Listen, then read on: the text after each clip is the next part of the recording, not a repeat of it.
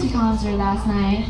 There was a lot of like standing ovations, and I know some of you don't want to do it. You guys always like, are we doing it right now? Right now? And so yeah, I love Idlewild. This is my 3rd year here, and I always go through the same routine, and it's the airport.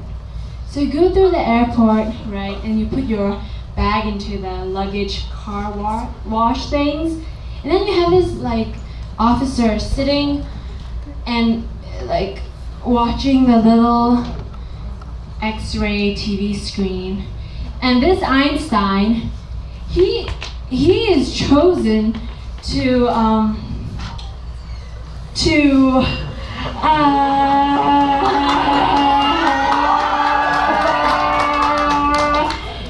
sit in front of X-rays 24/7, right?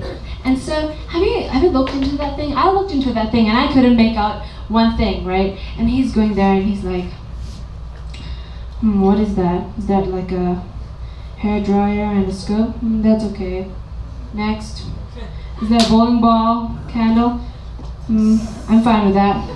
Don't want to hold the line up. And then you reach the airport.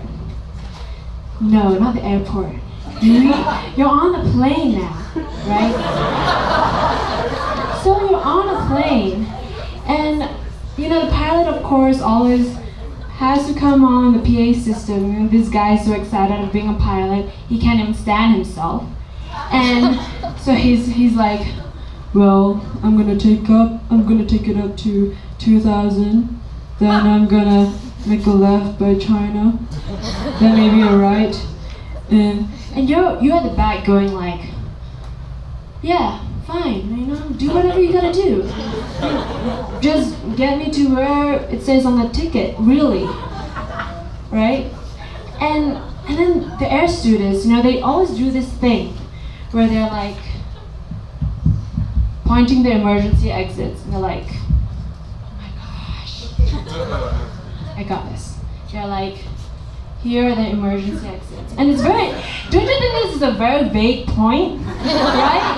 I mean, if the plane is crashing and you want to get out, she's like, I'm getting out first before you're getting out. You're dead, I'm out.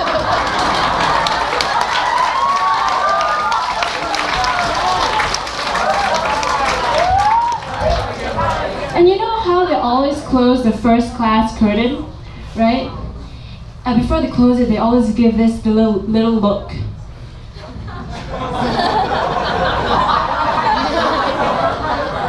Maybe if you would have just worked a little harder, I wouldn't have to do this.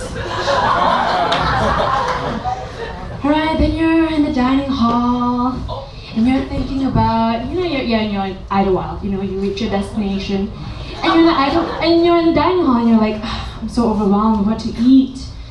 So you just go up to other people, and you're like, you look pretty good.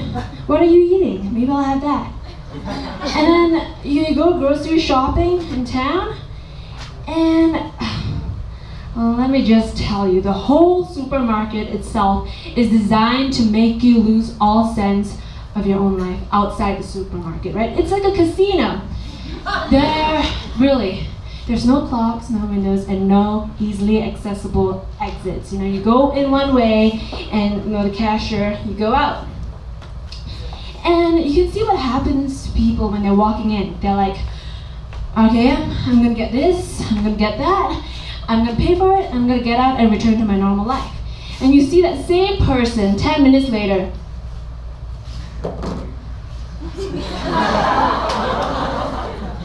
What aisle is this? Why am I here? Fudge Oreos. I didn't know they had that flavor. I still don't know why it's vegan. And in Idlewild, you have a roommate and you share bathrooms. So I hear the woo, and I'm assuming you love your roommate very much. How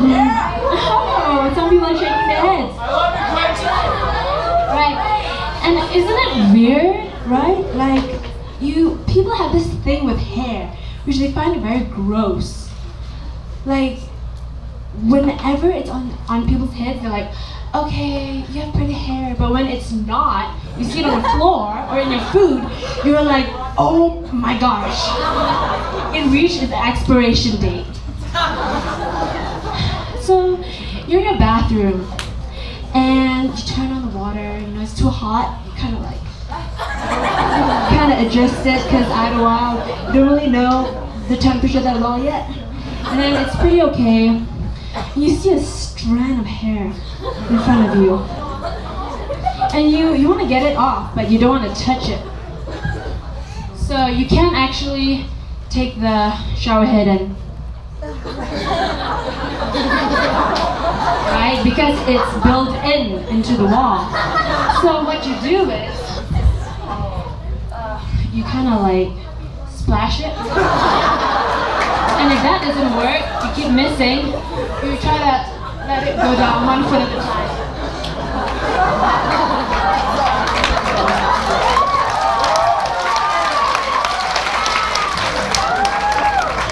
And the hair is just like...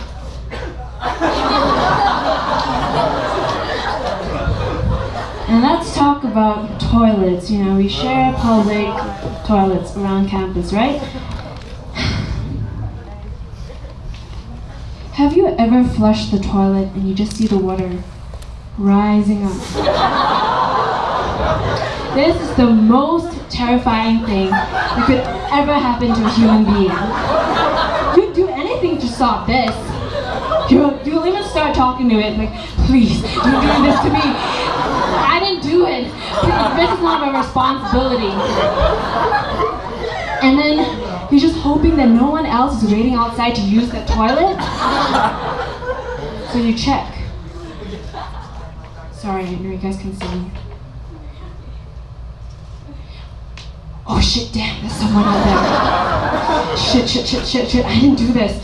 Crap, they're gonna think that I'm like some dirty freak who like pooped too much or something, or ate too much. So you think of ways to disguise yourself, right? So you kind of like look down before you go out, and go out really quick, and you lower your voice. Don't go in there, it's dirty. Thank you.